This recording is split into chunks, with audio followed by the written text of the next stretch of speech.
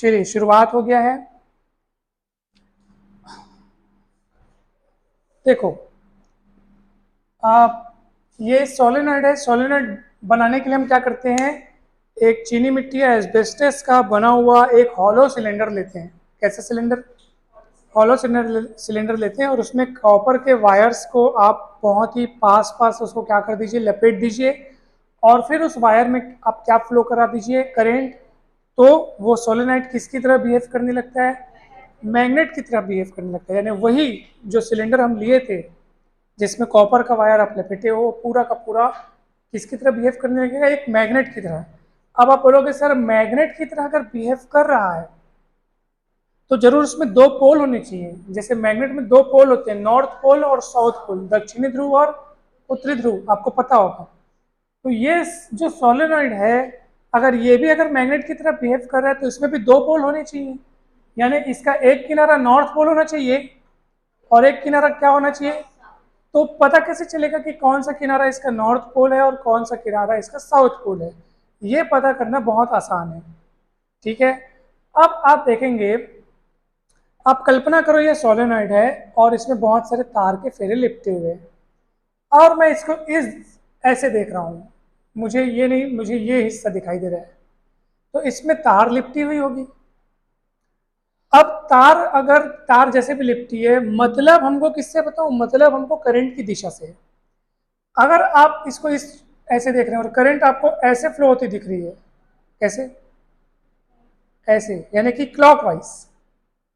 यानी मान लीजिए आपने ऐसा देखा इसको और इस दिशा में आपको करंट ऐसे फ्लो होती दिख रही है, कैसे? करंट की डायरेक्शन जिस हिसाब से हम लोग सेल या बैटरी फिट करेंगे ना, जैसे मैंने सेल ऐसे फिट किया, ठीक है, ये ऐसे फिट किया, ये देखिए, अब करंट इधर जाएगा, प्लस से माइनस की तरफ जाएगी। अब डिपेंड करता है कि इधर हमने इसको लपेटा कैसे हुआ है। यहाँ यहाँ पे जो करंट का डायरेक्शन है, अब देखो ना, ये बाहर से जा रहा है अंदर की तरफ। आप बुक में भी डायग्राम देखेंगे तो आपको समझ में आएगा, बाहर से जा रहा है अंदर की तरफ। ये देखो ऐसे, ये देखो ऐसे, ये बाहर से तार निकला है और ऐसे लिपटा हुआ है, फिर ऐसे, फिर ऐसे, फिर आगे लिपटा हुआ जा रहा है। यानी कि मेरे को इस तरफ से देखने पर करंट की जो डायरेक्शन है वो क्लॉकवाइज नजर आएगी। आप खुद देख लो, इधर आओ, मतलब खुद को इधर आके देखो और आपको करंट की डायरेक्शन कैसी नजर आएगी?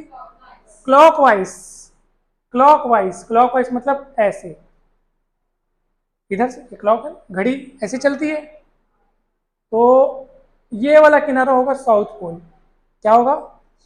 क्योंकि देखो ये देखो ऐसे, याद करने का तरीका, एस में जो दोनों किनारे हैं ना, आप उनके तीर को देखो, ये सेम दिख रहा है ना? हाँ, देखो सेम दिख रहा है। ये याद करने का तरीका है, समझने का तरीका है। ऑब्वियस सी बात है कि अगर आपको इस दिशा में करंट ऐसे फ्लो होते दिख रहा है, क्लॉकवाइज फ्लो होते दिख रहा है, तो उस दिशा में करंट आपको एंटी क्लॉकवाइज फ्लो होते दिखेगा। ये बहुत ऑब्वियस सी बात है। तो इस दिशा में करंट एंटी क्लॉकवाइज फ्लो होते दिखेगा, इसलिए ये वाला किनारा नॉर्थ पोल की तरफ बिहेव करेगा। क्योंकि आप एन को बना के देखो, ये एन बनेगा।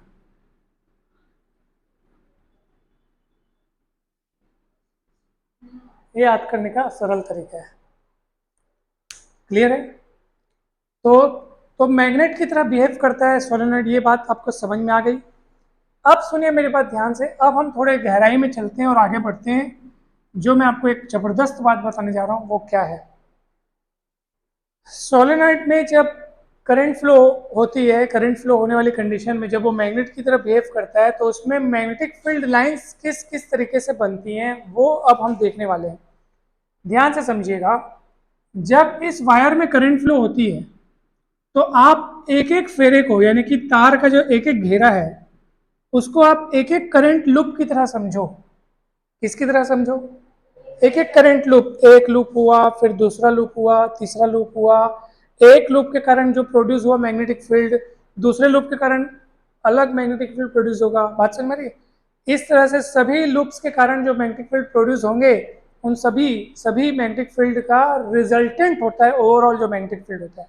हर एक लूप का मैग्नेटिक फील्ड हमको ध्यान रखना होता है। बात समझ में आ रही है? ठीक है ना? समझ में आ रहा है? अब सुनो मेरी बात। हमको पता है कि जैसे ध्यान से समझना है ना, आपको समझ में पक्का आएगा, नहीं आएगा तो मेरे को बताना। मान लीजिए यहाँ पे ऐसे तार लिपटा हुआ है, ठीक है, आप उधर से देख रहे हैं तो आपको तार ऊपर वाले हिस्से में तार अंदर घुसता नजर आएगा और नीचे वाले हिस्से में तार आपको बाहर निकलता हुआ दिखेगा। तो जिस हिस्से में तार अंदर घुस रहे हैं ना, उन हिस्सों को डॉट डॉट से दिखाया गया है, सॉरी क्रॉस क्रॉस से दिखाया गया। किससे दिखाया गया है? क्रॉस क्रॉस से। अच्छा, अगर तार मान लो, अब मतलब तार इस तरीके से लिपटा हो, ऐसे, समझ में आ रहा है? तो ऊपर वाले हिस्से में आपको तार बाहर निकलता दिखेगा और नीचे वाले हिस्से में तार आपको, मैं उस हिस्से का डायग्राम बनाता हूँ, ठीक है। तो आपको ना जो सोलेनॉइड है उसको किस तरीके से दिखाया गया, ध्यान से समझिए एक बार। यहाँ पे बना होगा डॉट डॉट डॉट डॉट, आप देखो ना अपने बुक में बना है क्या, और यहाँ क्या बना है बताओ? Cross cross cross cross. इसका अर्थ क्या है बताऊं? इस डॉट में जो करंट जो है, डॉट मतलब है करंट अंदर जा, सॉरी बाहर आ रही है, बाहर की दिशा है, और यहाँ पे करंट के, हाँ मतलब आप समझ गए हो कि किस तरीके से करंट फ्लो हो रही है। अब सुनिए मेरी बात, यहाँ पर आप ये पाएंगे कि ऑब्वियस ही बात है कि जब उस हिस्से में ऐसे तार का जो घेरा है उसमें करंट फ्लो हो रही है, आप उतने हिस्से को बस कल्पना करो, इतने हिस्से को कल्पना करो, उस तार के छोटे हिस्से को कल्पना करो। और हम जानते हैं कि जब किसी वायर में करंट फ्लो होती है तो चारों ओर जो मैग्नेटिक फील्ड होता है वो सर्कुलर लाइंस के रूप में होता है। अब भी देखे थे हम लोग, देखे थे, अभी याद है? किस रूप में होता है? सर्कुलर लाइंस के रूप में होता है। तो यहाँ पे एक इसका जो इसका मैग्नेटिक फील्ड ऐसे सर्कल्स के रूप में बनेगा, इसका मैग्नेटिक फील्ड सर्कल के रूप में बनेगा, इसका मैग्नेटिक फील्ड सभियों का किसके रूप में बनेगा? सर्कल्स के रूप में बनेगा, सबका। आप देख लो, फोटो बना होगा बुक में, दिख रहा है क्या? ये ऐसे सबका बनेगा, सबका। अब सबका बन तो रहा है, मगर अब हमको ये देखना है कि सर इसकी डायरेक्शन कैसे होगी, एंटी क्लॉकवाइज होगी कि क्लॉकवाइज होगी। डॉट लगा है, इसका मतलब क्या है कि यहाँ पे करंट प्रवेश कर रही है कि बाहर आ रही है? बाहर आ रही है करंट। इसका मतलब क्या है?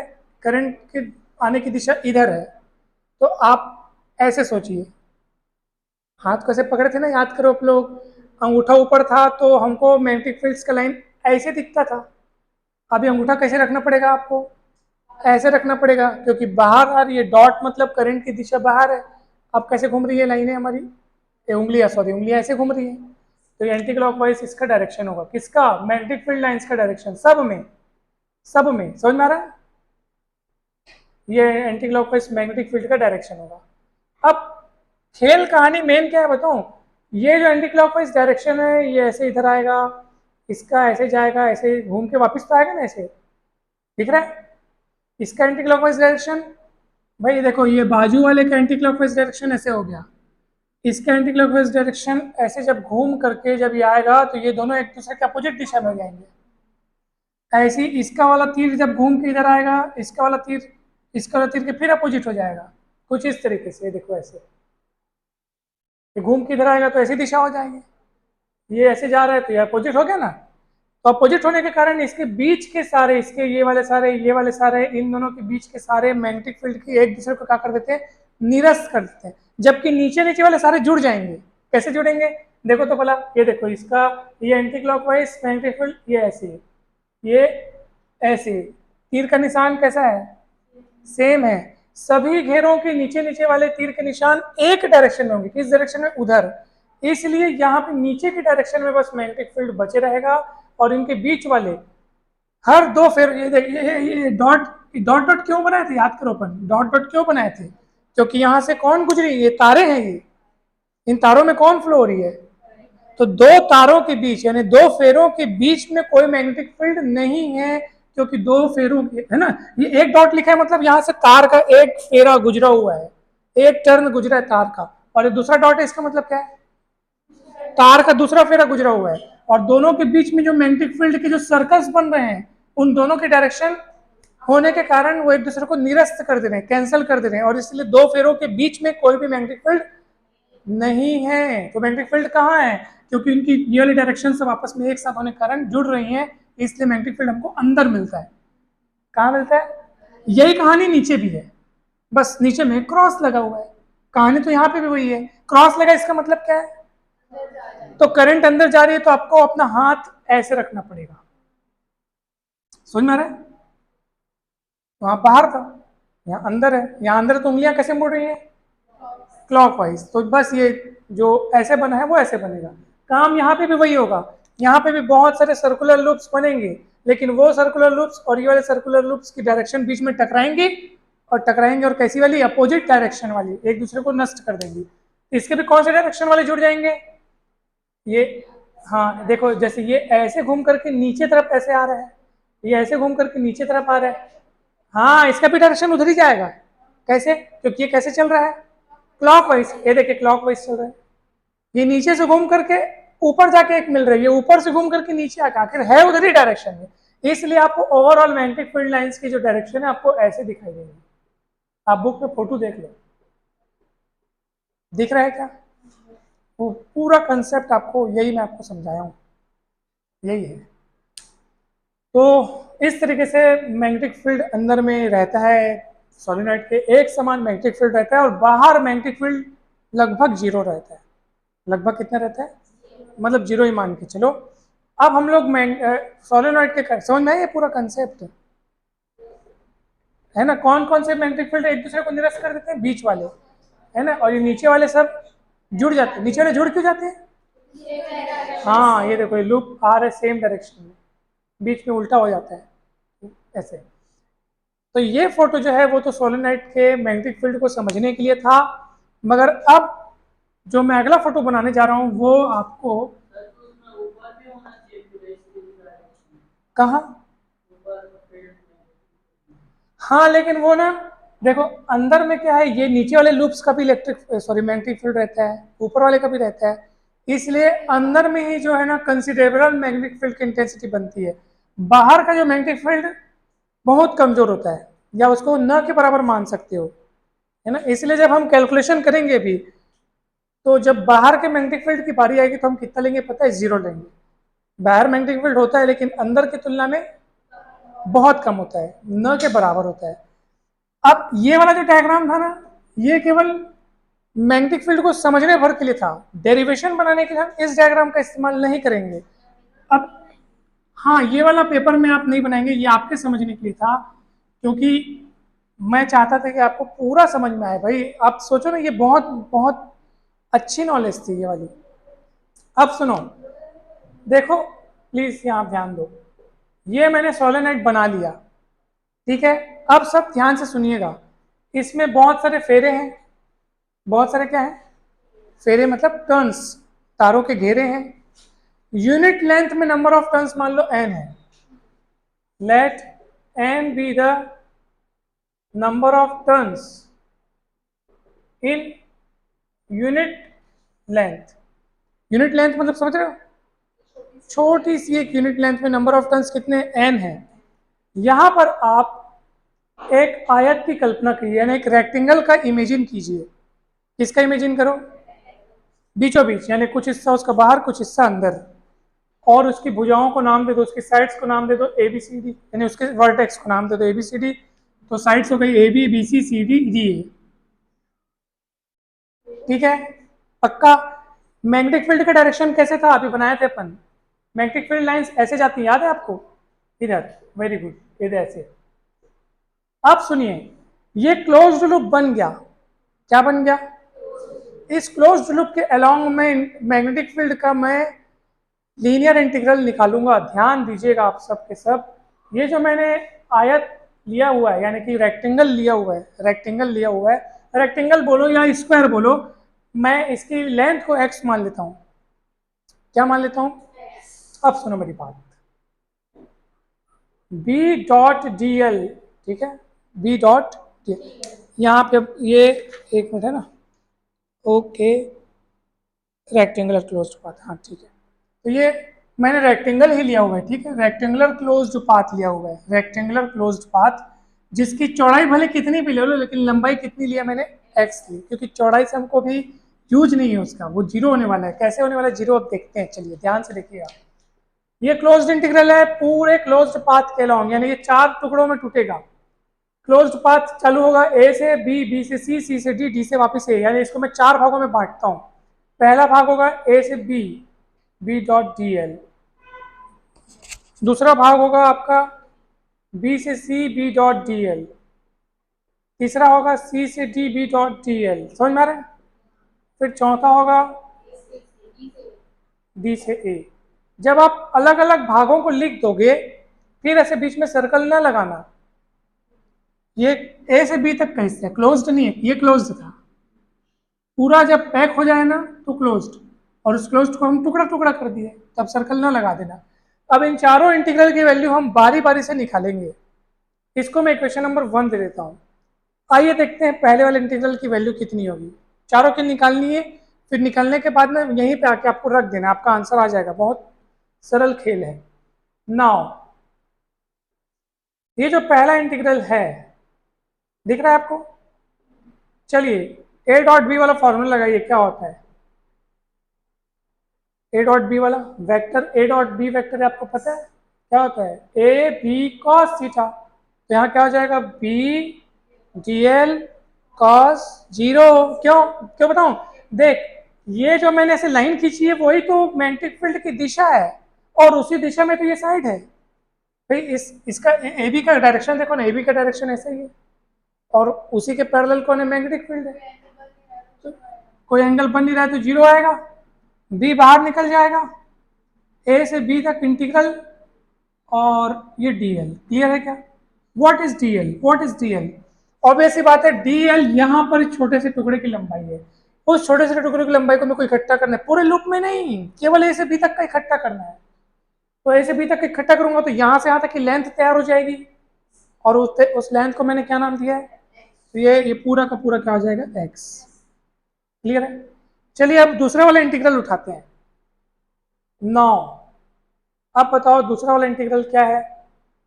कौन है? बी से C, B dot D L. यहां पे कितना होगा पता है? बी से C, B D L cos 90। क्यों? क्योंकि बी सी ऐसा है, जबकि मैग्नेटिक फील्ड का डायरेक्शन तो ऐसा है। कितना एंगल बन रहा है बताओ? 90 डिग्री। अधिश्री जी देखिए ध्यान से, कितना बन रहा है? 90 डिग्री बन रहा है। कॉस 90 की वैल्यू, कॉस 90 की वैल्यू जीरो होती है, ठीक है, इसलिए जीरो हो जाएगा पूरा। अब देखो नाउ तीसरा देखो, सी से D, B dot D L. C से डी कहाँ है? सी से डी वहां देखो आप, सी डी भुजा कहाँ है? सी डी साइड बाहर है, सोलेनोइड के बाहर है। डायरेक्शन है मगर वहां उसका कोई मतलब नहीं है, क्योंकि ये हिस्सा सोलेनोइड के बाहर है। और मैंने अभी आपको कुछ ही क्षणों पूर्व बताया है कि सोलेनोइड के बाहर मैग्नेटिक फील्ड बहुत कम, लगभग शून्य के बराबर होता है। तो हम इसको शून्य ले लेंगे। कितना ले लेंगे? शून्य। कारण लिखना है इसका, क्योंकि सोलेनोइड के बाहर मैग्नेटिक फील्ड जीरो होता है। ठीक है, चौथा बच गया, कौन सा? ये वाला। डी से A B dot D L लेंगे तो वहां पे भी आपका जो फॉर्मूला लगेगा डी से A B D L cos 90 लगेगा। फिर क्यों?